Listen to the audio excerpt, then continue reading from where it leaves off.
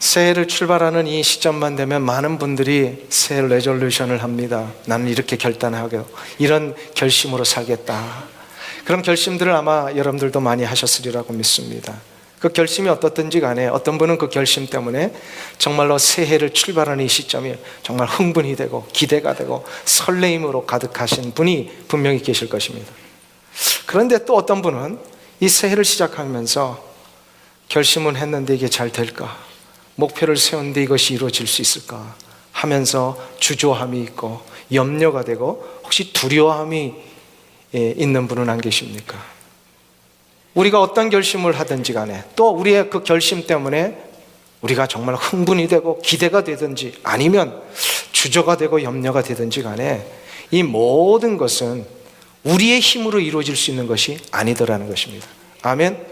그래서 오늘 본문에 보니까 하나님께서 우리 이스라엘 백성들을 통하여서 새 일을 행하시는 하나님을 약속하시면서 우리에게 동일하게 새해를 출발하는 이 시점에 약속을 주셨습니다. 세 가지의 약속입니다. 이 세 가지의 약속을 붙드시면서 올 한 해 흥분이 되고 기대가 되며 설렘이 있는 분들은 더욱더 확신 속의 한 해가 시작되시고, 염려와 주저함이 있으신 분들은 다시금 우리의 주저와 염려함을 벗어던지고 우리 주께서 허락하실 놀라운 믿음의 능력과 확신의 능력을 가지고 새해를 출발하시길 주님의 이름으로 축원합니다.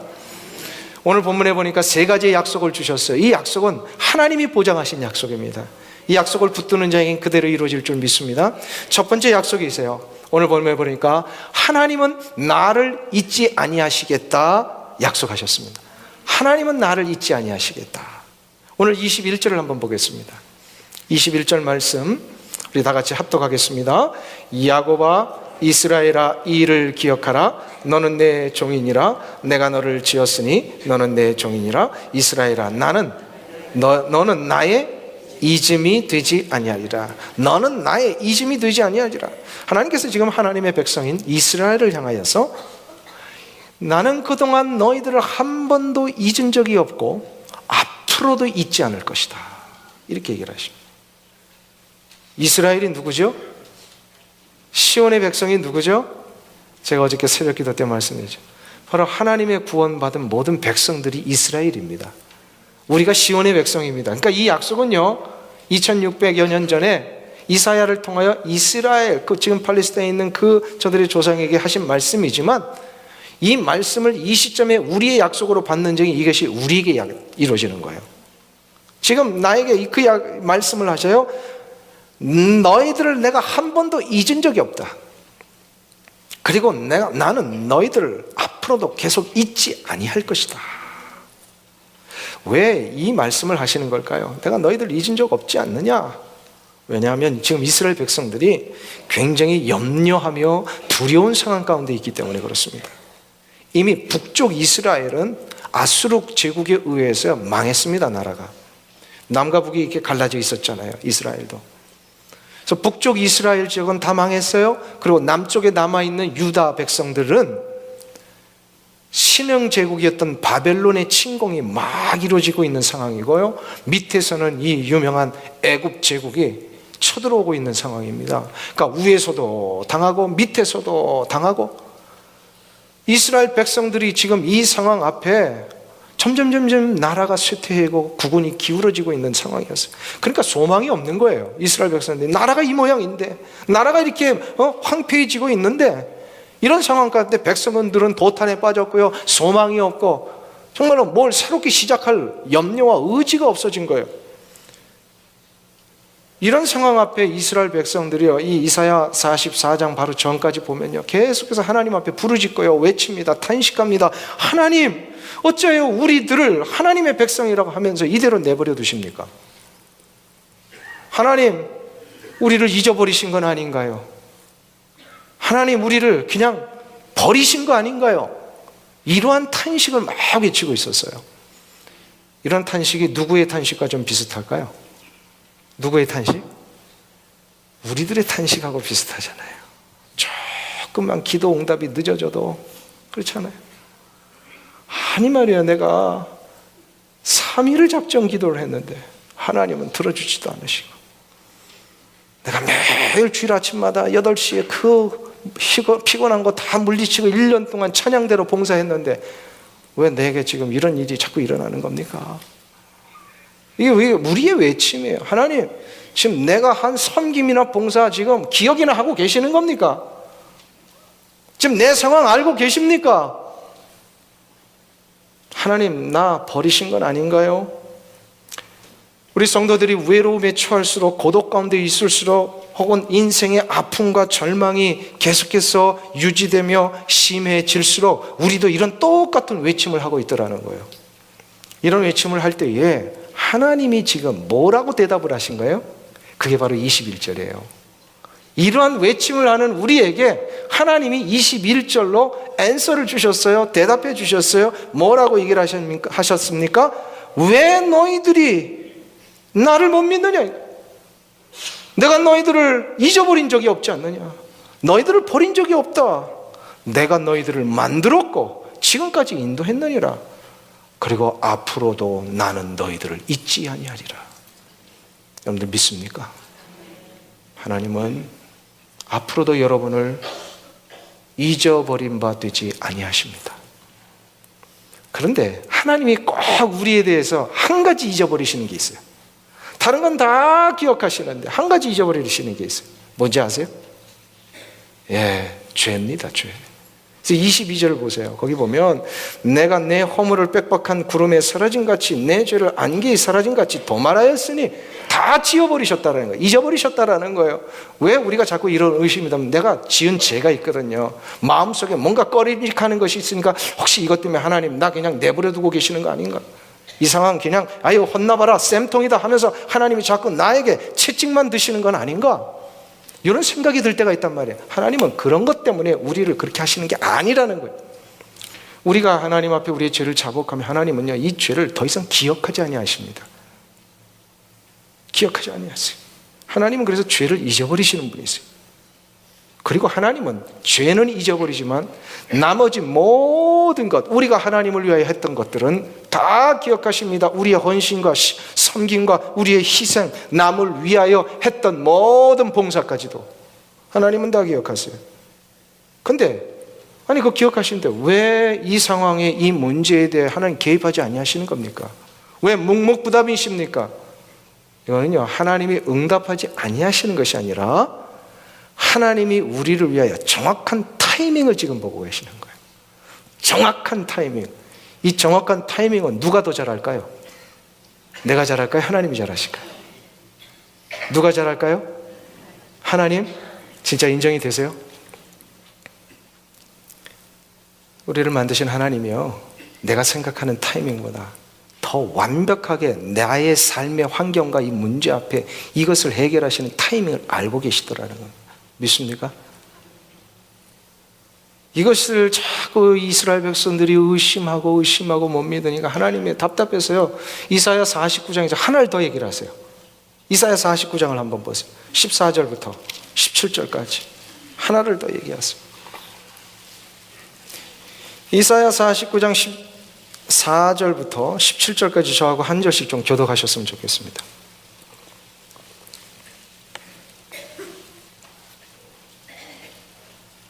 제가 먼저 읽습니다. 오직 시온이 이르기를 여호와께서 나를 버리시며 주께서 나를 잊으셨다 하였거니와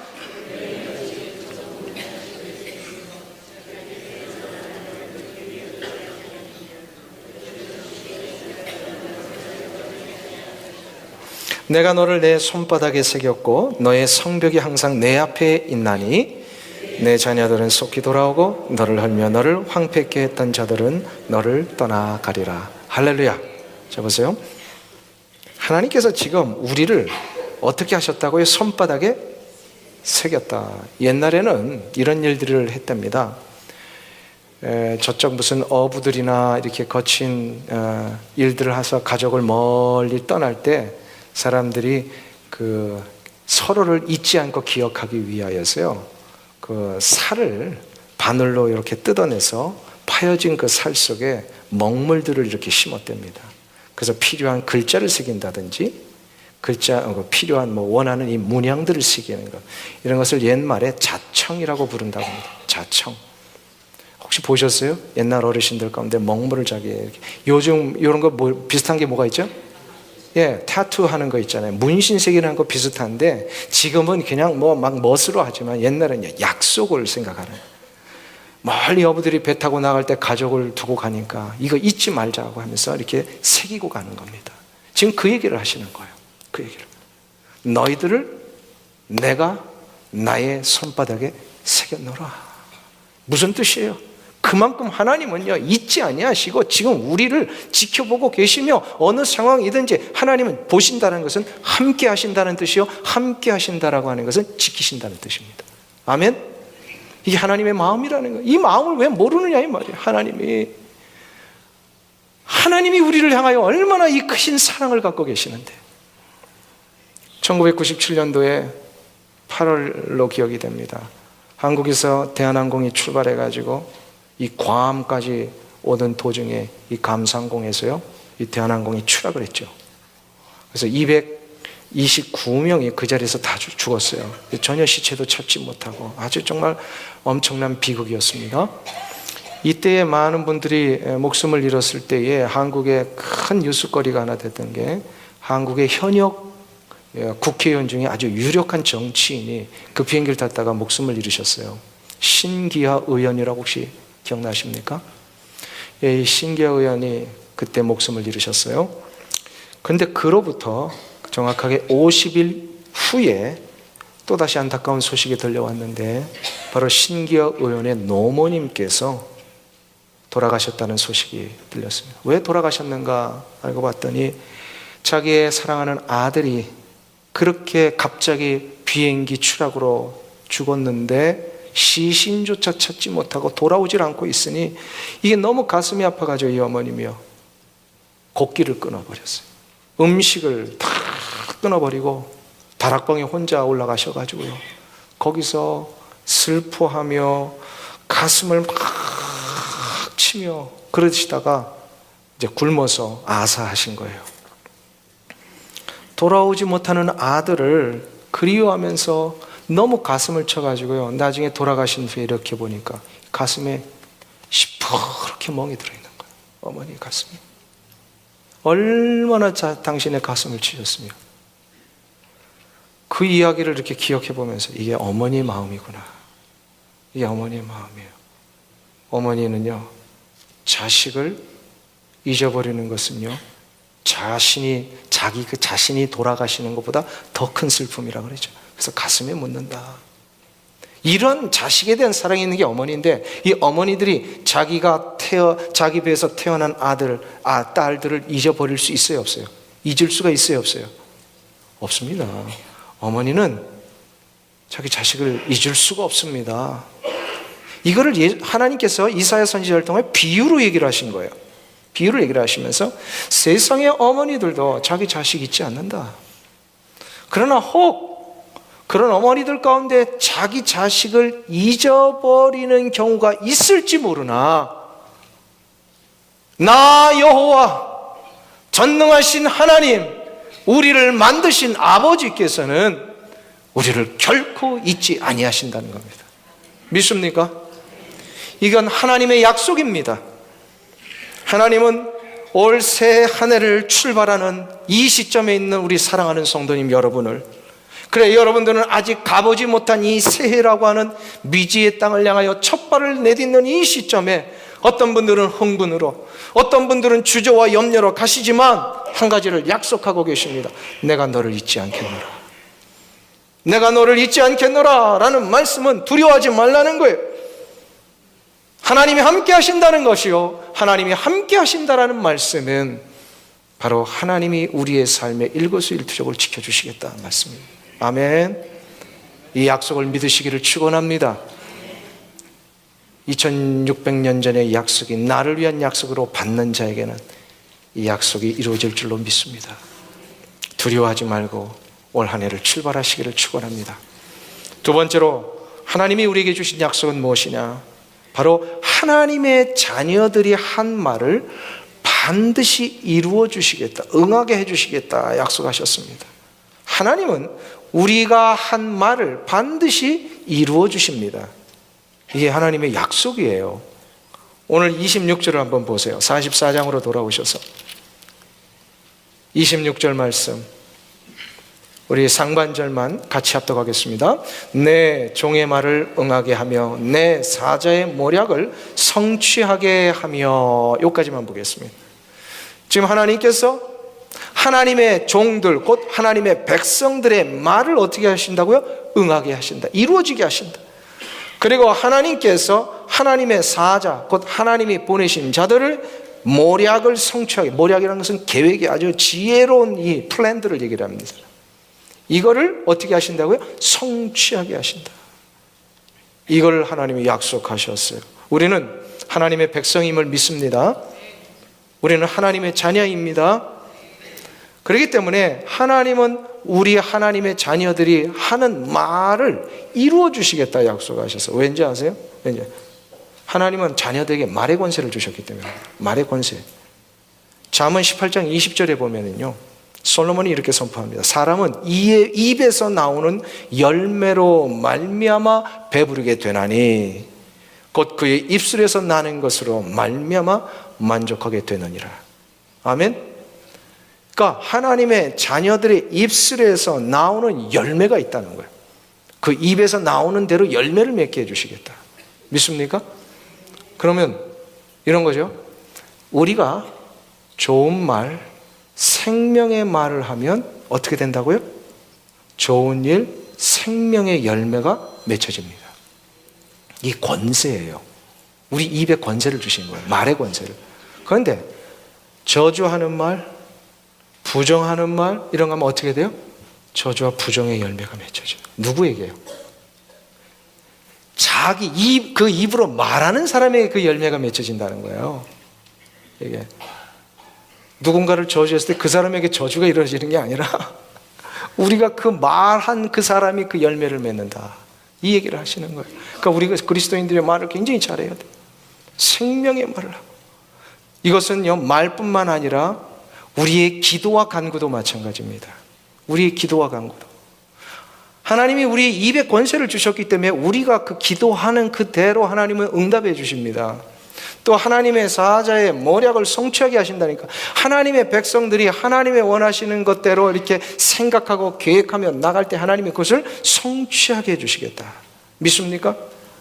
그런데 여기에 한 가지 단서가 있습니다. 한 가지 단서. 그냥 우리가 말하는 대로 다 응답해 주시고 생명의 열매가 맺혀지는 게 아니라 한 가지 단서가 있습니다. 그게 바로 뭐냐면 언제나 우리의 말과 기도와 우리의 플랜은 하나님의 뜻에 맞춰져야 합니다. 하나님의 뜻에 맞춰져. 그래서 요한복음 15장 7절에 보면요, 하나님의 뜻에 맞추는 것이 무엇인지를 가르쳐 주시는데 주님이 이렇게 선포하셨어요. 너희가 내 안에 거하고 내 말이 너희 안에 거하면 무엇이든지 원하는 대로 구하라. 그리하면 이루리라. 할렐루야. 너희가 내 안에 거하고 내 말이 너희 안에 거하면 무엇이든지 원하는 대로 구하라. 그리하면 이루리라. 우리가 주님 안에 거하고 주님의 말이 내 안에 거하는 게 뭘까요? 이걸 하나됨을 얘기를 하는데 곧 주님의 말씀이 내 안에 거하는 걸 얘기를 합니다.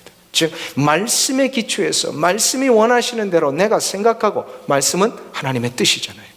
하나님의 뜻대로 내가 생각하고 말하고 기도하고 간구하며 계획을 세울 때 하나님은 그 모든 것을 우리의 입술의 권세 속에 열매를 맺게 해주시겠다 말씀하셨습니다. 할렐루야. 아멘. 그러니까 무엇이든지 원하는 대로 구하라는 이 요한복음 15장의 말씀과 또 오늘 26절에 내 종의 말을 응하게 하리라 하시는 이 이사야 선지자의 말씀은 같은 맥락에서 얘기를 하시는 거예요. 같은 뜻입니다. 무엇이든지 원하는 대로 구하는 것이 내 하고 싶은 대로 마음껏 구하고 내 욕심대로 내 원하는 탐욕대로 다 구한다는 얘기가 아닙니다. 원하는 대로 구한다라고 하는 것은 하나님의 원하시는 대로 구하는 것을 얘기해요. 아멘. 하나님의 원하시는 대로 구할 때 그러면 어떻게 해야 돼요? 하나님이 원하시는 것을 알기 위해서는요, 말씀에 기초해야 돼요. 말씀에 기초하기 위해서는 말씀을 알아야 합니다. 말씀 모르면 그래서 신앙생활 제대로 못해요. 내 하고 싶은 대로 해보죠. 그러니까 그렇게 되니까 좌충우돌하고 막 일이 많이 터지고 그거 대표적인 시대가 어떤 시대였어요? 자기 하고 싶은 대로 했던 시대. 사사기 시대. 사사기 시대가 맨날 문제가 일어나서 하나님 사사 보내실 때마다 문제의 결론을 뭐라고 얘기를 하셨어요? 각자 자기의 좋은 소견대로 행하였더라. 자기 하고 싶은 대로 한 거예요. 하나님이 원하시는 대로 했으면 이렇게 막 좌충우돌하지 않을 텐데. 하나님의 말씀을 알아야만 되는 거예요. 신앙의 연수보다 더 중요한 게 내가 하나님의 말씀을 얼마나 깊이 체험하고 가슴에 새기며 살았느냐. 이게 더 중요한 부분. 이것이 바로 흔들리지 아니하는 이 생명의 말씀의 뿌리를 내려서 우리의 신앙이 시작되는 걸 얘기를 합니다. 그래서 어디에 기초를 두느냐가 굉장히 중요합니다. 뉴욕에 가면은요, 맨하탄에 그 유명한 엠파이어 스테이트 빌딩이 있습니다. 그 맨하탄에서는 지금 월드 트레이드 센터가 무너지는 엠파이어 스테이트 빌딩이 지금 가장 높은 빌딩이죠. 이 엠파이어 스테이트 빌딩이 102층이랍니다. 이 102층짜리 건물이요, 놀라운 사실은 그 기초가 지하 2층밖에 되지 않는답니다. 이렇게 얼마 되지 않는 102층이나 되는 그 큰 건물의 기초 하려면 뭐 한 10층, 20층은 이렇게 내려가야 되지 않을까요? 그런데 그 기초가 2층 깊이밖에 안 되는 거예요. 왜 그런지 아세요? 이 맨하탄 전체 지역이요, 다 안반으로 돼 있답니다. 바위입니다. 돌입니다. 그러니까 돌이니까 깊이 파지 않아도 견고해지는 거예요. 2층 높이만 파도요, 100층을 유지할 수 있는 그런 든든한 기초가 되는 거예요. 그렇구나. 무엇에 기초를 두느냐가 중요하구나. 세상의 가치관, 세상의 탐욕, 욕심, 이기심, 열등감, 조금만 그냥 불어닥치면 흔들릴 수밖에 없는 그런 기초 위에 우리의 인생이 서 있다면요, 다 무너집니다. 돈도 그래서 우리의 기초가 될 수 없어요. 돈도 한번 확 풀어버리니까 없어지잖아요. 건강도 우리의 기초가 될 수 없어요. 한 번만 그것이 흔들리면 내 인생 전체가 흔들리잖아요. 이런 것에 기초를 두면 다 무너지게 되어 있습니다. 진짜 우리가 기초해야 할 것은요, 영원히 변하지 아니하시는 생명의 근원 되신 하나님의 말씀뿐입니다. 꽃은 시들고 풀은 마르나 주의 말씀은 어떻게 된다고요? 영원하리라. 할렐루야. 인생의 풀도 다 없어지고 인생의 꽃과 같은 영화도 다 사라지지만 말씀은 영원해요. 그러니까 영원한 것에 기초를 해야 우리 인생이 흔들리지 않는 거예요. 믿습니까? 말씀에 내 삶을 고정할 때 그 말씀이 우리 안에 거하십니다. 그래서 주님과 교제를 한다는 것은 말씀과 교제를 하는 거예요. 매일마다 말씀을 보고 그 말씀을 내 가슴에 새기고 말씀과 교제를 하는 것이 주님과 교제를 하는 거예요. 이 삶이 되실 때에 여러분들 올해는 하나님이 분명히 여러분들의 말을 응하게 해주실 줄 믿습니다. 여러분들이 세운 이 모든 계획과 인생의 모든 플랜들 하나님이 성취케 해주실 줄로 믿습니다. 무엇에 기초하기만 하면? 말씀에 기초하기만. 하나님이 이거 약속하신 거예요. 너희들의 말을 응하게 하리라. 이 귀한 약속을 붙드시기를 축원합니다. 그럼 마지막 세 번째로 새해를 출발하는 이 시점에 우리가 붙들어야 될 약속이 뭘까요? 하나님은 오늘 우리에게 우리 삶의 황폐한 곳들을 반드시 복구시키시겠다고 약속하셨습니다. 우리의 황폐한 삶의 환경들을 복구시켜 주시겠다. 26절 후반절을 한번 보세요. 아까 읽은 다음부터 예루살렘에부터 우리 다시 한번 합독하겠습니다. 예루살렘에 대하여는 이르기를 거기 사람이 살리라 하며 유다 성읍들에 대하여는 이르기를 중건될 것이라. 내가 그 황폐한 곳들을 복구시키리라 하며. 할렐루야. 하나님은 하나님의 백성들이 기쁘며 감격에 차며 능력에 차며 생명의 역사를 이루며 살기를 원하십니다. 그렇게 사는 것이 하나님의 마음이에요. 그렇기 때문에 하나님이 가장 안타까워하시고 힘들어하시는 것이 뭘까? 우리의 인생을 하나님이 이렇게 잘 생명의 능력대로 살도록 인도하시고 만들어주셨는데 점점 시간이 지날수록 생명력을 잃어버리고 황폐해지는 삶을 살고 있는 것, 이게 하나님이 제일로 안타까워하시는 모습이에요. 우리 부모님들도 그렇잖아요. 자녀들을 위하여 그렇게 어린 시절부터 애를 쓰고 양육하고 키우고 교육해서 정말로 성인이 돼서 대학을 졸업하면 번듯하게 자기 앞가림을 하면서 인생을 좀 힘있게 활기차게 소망 가운데 살아가기를 원하는데, 이 대학을 졸업했는데 점점 아이가 그냥 시무룩해지고 말이에요. 바깥에도 안 나가려고 그러고, 그렇게 힘든 대학을 졸업했는데 그 대학 공부한 거 다 사용하지도 않고 말이에요. 그리고 혼자 가둬두고 맨날 집에서 혼자 박혀있고 이러면요, 제일 속상한 게 부모예요. 그 보는 것조차가 너무너무 힘들고 고통이에요. 생명력을 가지고 뭔가 의지를 가지고 뭘 이렇게 돈을 많이 벌고 이런 차원이 아니잖아요. 정말로 미래의 꿈을 가지고 열심히 달려갈 때 이 부모가 그걸 가장 기뻐하고 소망을 가지고. 근데 부모님들이 그런 모습 보면서, 아니 내가 이 아이를 위하여 이민 온 것이 가장 큰 목적이었는데 우리 아이가 이렇게 돼버렸으니 이걸 어떻게 하면 좋으냐 걱정은 하는데, 부모가 그 상황을 복귀시켜 줄 수 있어요, 없어요? 점점 메말라가고 황폐해지는 아이의 인생을 보면서 부모는 가슴이 찢어지지만 복귀시켜 줄 능력이 부모에게는 없어요. 근데 하나님께서는 하나님의 자녀들이 황폐해질 때에 복귀시켜 주실 수 있는 유일한 분이세요. 그걸 약속을 하신 거예요. 내가 너희들을 복귀시키리라, 복귀하리라, 복구시키리라.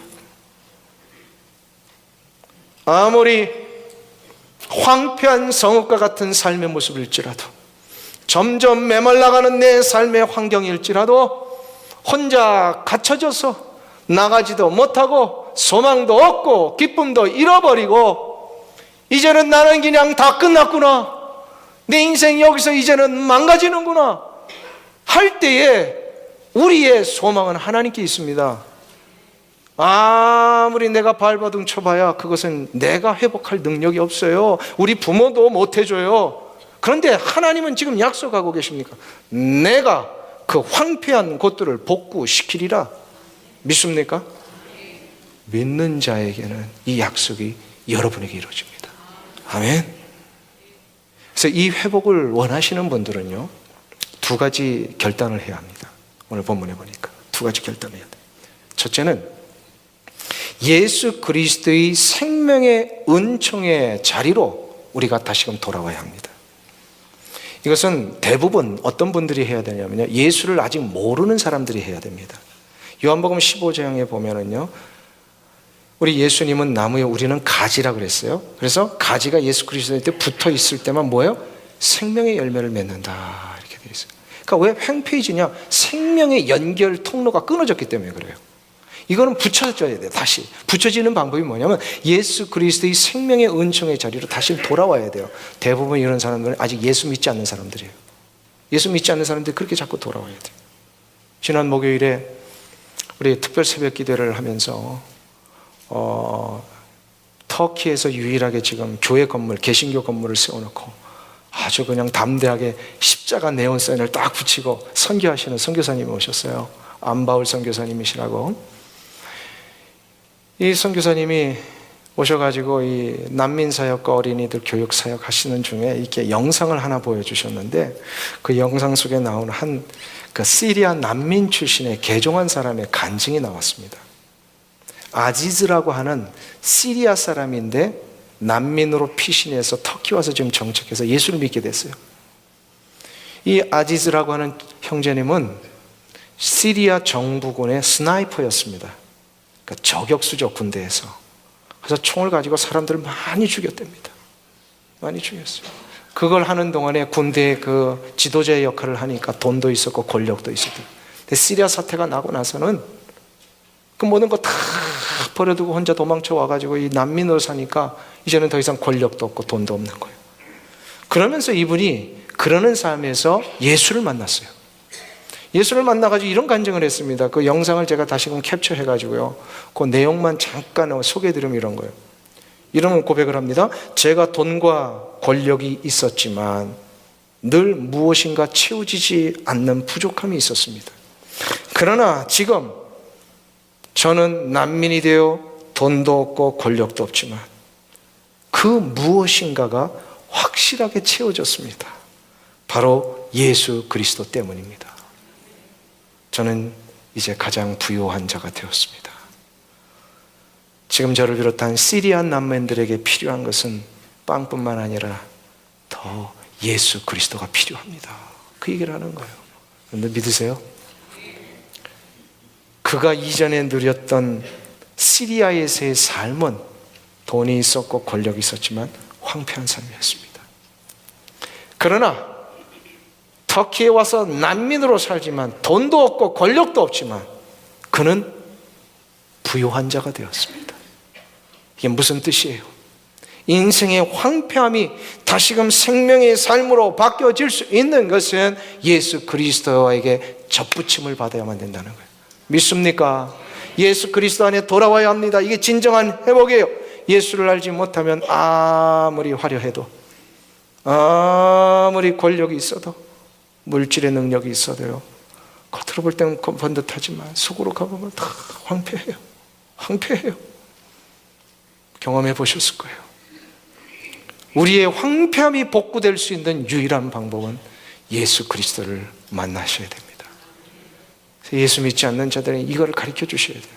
그러면 두 번째로, 그건 예수 믿지 않는 자들이 해야 할 결단입니다. 예수를 믿는 우리들이 예수를 믿은 지 오래되고 구원받은 지 오래됐는데 시간이 지날서 어떨 때는 황폐함이 찾아오고 인생의 고독과 아픔이 막 찾아온다.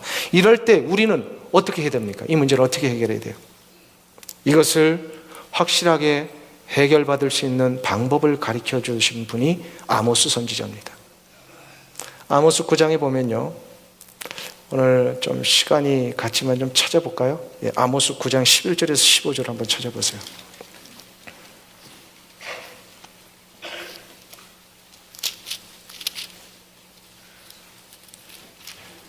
아모스 9장 1283페이지에 있습니다. 구약성경 1283페이지 아모스 9장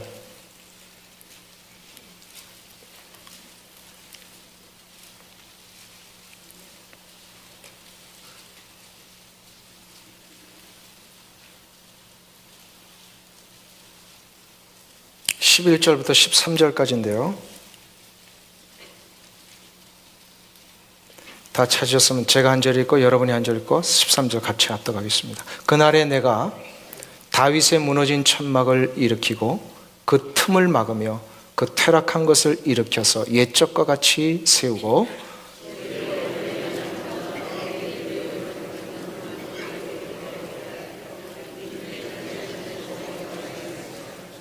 같이 읽습니다. 여호와께서 가라사대 보라 날이 이를지라 그때 밭가는 자가 곡식 베는 자의 뒤를 이으며 포도를 밟는 자가 씨 뿌리는 자의 뒤를 이으며 산들은 단 포도주를 흘리며 작은 산들은 너구리라. 할렐루야. 무슨 얘기입니까? 아무리 삶이 황폐해지고, 그래서 14절에 보면 황무한 성읍을 하나님이 다시금 건축시켜 주시겠다 얘기하셨어요. 그게 무슨 말씀입니까? 우리의 삶이 아무리 황무해지고 황폐한 성읍처럼 무너졌어도 한 가지만 회복하면 하나님이 모든 걸 다 복귀시켜 주십니다. 그게 바로 뭔지 아세요? 11절에 그날엔 내가 다윗의 무너진 천막을 일으킵니다. 다윗의 무너진 천막만 일어나면 되는 거예요. 다윗의 무너진 천막이 뭔지 아세요? 이게 바로 하나님 앞에 예배 드렸던 성막을 얘기를 합니다. 성막이 무너져 있었어요. 이 아모스 시대에. 무슨 얘기예요? 하나님 예배 드리는 게 다 없어져 버린 거예요. 즉 무너져버린 예배 생활을 회복하면 하나님께서 아모스 선지자를 통하여 분명히 한 가지 약속하셨습니다. 아무리 구원받아 하나님의 백성의 삶을 살아도 예배 생활이 무너지면 황폐해진다는 거예요. 그러면 예배 생활을 회복하면 하나님이 지금 12절과 13절, 특별히 13절에 보면 보라 날이 이를지라 그때에 밭 가는 자가 곡식 베는 자의 뒤를 이으며 포도를 밟는 자가 씨 뿌리는 자의 뒤를 이으며 산들은 단 포도주를 흘리며 작은 산들은 녹으리라. 할렐루야. 믿습니까 여러분들? 무슨 얘기예요? 금방 곡식을 베고 추수했는데 이게 얼마나 잘 되는지요. 곡식 농사가 또 씨를 뿌리러 또 나가는 거예요. 이걸 뭐라 그래요? 우리말로 이모작, 삼모작. 금방 곡식 걷어내는데 또 씨를 뿌리러 나가는 거예요. 지금 금방 곡식에 씨를 뿌렸는데요, 그 뒤를 누가 밟고 가요? 포도를 밟는 자. 이게 무슨 얘기예요? 포도 수확이 얼마나 많이 금방 이루어졌는지요. 이 포도를 저장해 놓고 포도를 밟잖아요, 포도주 만들기 위해서. 포도를 밟는 자가 그 뒤를 이어간다는 얘기예요. 이게 무슨 얘기입니까? 우리 인생에 무너진 예배를 다시금 회복하면 하나님이 이 놀라운 회복의 축복을 허락하신다는 것입니다. 여러분의 인생의 산들마다 단 포도주가 흘러넘치는 이 은혜가 있기를 축원합니다. 이 회복의 축복이 아직도 가보지 않은 듯한 이 미지의 새해를 향하여 첫 발을 내디시는 여러분들에게 다 일어나셔서 올 한 해 이 풍성한 황폐한 성읍이 회복되고 자녀들이 형통의 길을 걸어가고 여러분들의 가정과 일터가 하나님의 영광을 위해 쓰임받으시는 복된 귀한 현장들 되시기를 주님의 이름으로 축원합니다. 기도하겠습니다. 하나님 아버지, 이 시간 기도하며 간구합니다. 우리의 삶에 아무리 어렵고 힘든 일이 있어도 하나님은 분명히 나를 잊지 아니하시고 나를 지키시고 나와 동행하실 것을 믿습니다. 이 약속의 말씀을 붙들고 오늘 나아갑니다. 하나님 또한 말씀에 기초하여 생명의 뜻대로 선포하고 기도하며 간구하는 자의 말을 하나님은 응하게 해주신다 약속하셨사오니 올 한 해 우리의 입술에서 나오는 모든 선포들이 성취되게 하여 주시옵소서. 하나님 아버지, 또한 하나님께서 우리의 삶을 인도하시되 무너진 예배 생활을 회복하여 하나님여 때마다 일마다 우리에게 부르시는 이 예배 현장에 나와 모든 자들이 생명의 능력을 얻어 황폐해진 우리의 성읍을 다시 한번 복구하며 우리의 자녀들이 형통의 길을 걸어가며 우리의 가정과 일터가 하나님이 부어주시는 놀라운 하나님의 산 포도주들이 흘러넘치는 귀한 은혜의 역사가 있게 하여 주시옵소서. 예수님의 이름으로 기도하옵나이다. 아멘.